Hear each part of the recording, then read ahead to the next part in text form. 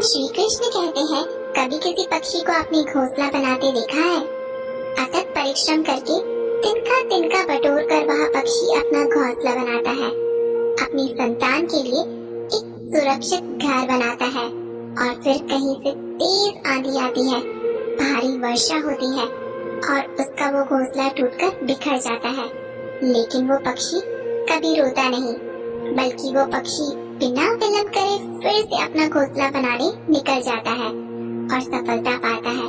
श्री कृष्ण कहते हैं, फिर हम क्या छोटी छोटी असफलताओं से प्रेरित होकर परेशान हो जाते हैं और क्यों प्रयास करना छोड़ देते हैं? कुल्हाड़ी की सिर्फ एक मार से पेड़ नीचे नहीं गिरता, हर चट्टान सिर्फ एक प्रयास से नहीं टूटती है।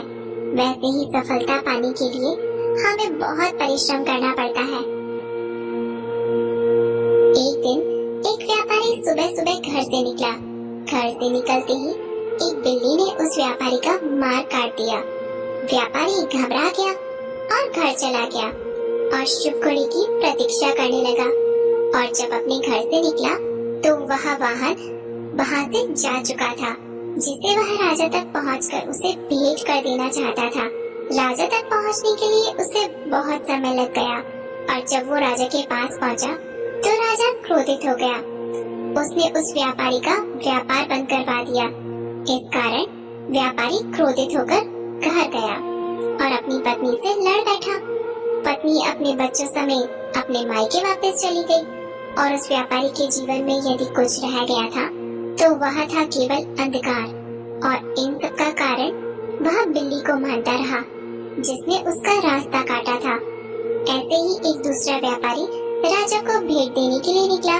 उस व्यापारी का भी मार्ग एक बिल्ली ने काट दिया। वह व्यापारी भी थोड़ा घबराया, परंतु उसने आगे बढ़ना अधिक उचित समझा और राजा के पास सही समय पर पहुंचकर उसने राजा को प्रसन्न किया और राजा ने व्यापारी को अपना व्यापार बढ़ाने की अनुमति दी। स्वर्ण आभूषण दिए। व्यापारी घर पर पहुंचा और उसने वो आभूषण अपनी पत्नी को दिए और अपने बच्चों के लिए नए कपड़े भी लेकर गया। उसके घर के चारों तरफ प्रसन्नता थी। इन दोनों व्यापारियों के साथ एक ही घटना हुई, परंतु दोनों की प्रतिक्रियाएं अलग अलग थी। ऐसा हमारे जीवन में भी होता है। हमारे जीवन में भी कई समस्याएं आती हैं, परंतु उससे कई अधिक महत्वपूर्ण हमारी प्रतिक्रिया है और हमारी सोच का प्रभाव है, क्योंकि यही हमारे जीवन को आकार देती है। इसलिए अपनी सोच को सकारात्मक रखिए, आपका जीवन सदैव आनंदमय रहेगा। श्री कृष्ण कहते हैं कि क्या आपने कभी ब्रह्म मुहूर्त में जगकर देखा है? अगर नहीं तो एक बार जरूर जगकर देखिए। संध्या होने के पश्चात जब रात्रि का अंधकार सारे संसार को धीरे धीरे अपने अंधकार में निकलने लगता है, तो यही अंधकार ब्रह्म मुहूर्त में घोर होने से अधिक पूर्व तनिक अधिक काला हो जाता है। हमारे जीवन में भी कुछ ऐसा ही होता है। जब हमारे जीवन की समस्याएं अपने अंत पर होती हैं, तो यही समस्या एक भीषण रूप लेकर हमारे समक्ष प्रस्तुत हो जाती है और ऐसी परिस्थिति में अधिकतर लोग हार मान जाते हैं। परंतु यदि आप हार न माने और भय न रखें और निरंतर रूप से आगे बढ़ते जाएं, तो प्रकाश के रूप में हमारा स्वागत करने के लिए सूर्य सदा ही हमारे समक्ष प्रस्तुत रहता है। श्री कृष्ण कहते हैं कि हमारे जीवन में मित्र और शत्रु सबसे बड़ा महत्व रखते हैं।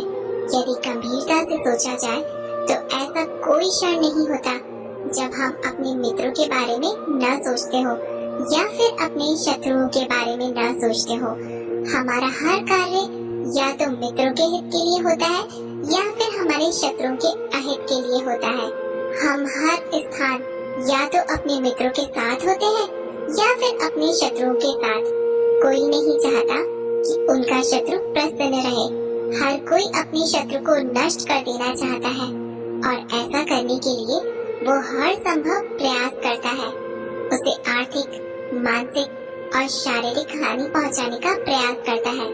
परंतु श्री कृष्ण ने ऐसा मंत्र बताया है जिसे हम अपने शत्रु को सदा के लिए नष्ट कर सकते हैं, और वो है अपने शत्रुओं को अपना मित्र बना लीजिए और आपके सारे शत्रु सदा के लिए समाप्त हो जाएंगे। दोस्तों, हम आशा करते हैं कि आपको यह वीडियो जरूर पसंद आई होगी। अगर आपको यह वीडियो अच्छी लगी हो तो वीडियो को लाइक करके हमें जरूर से बताइए।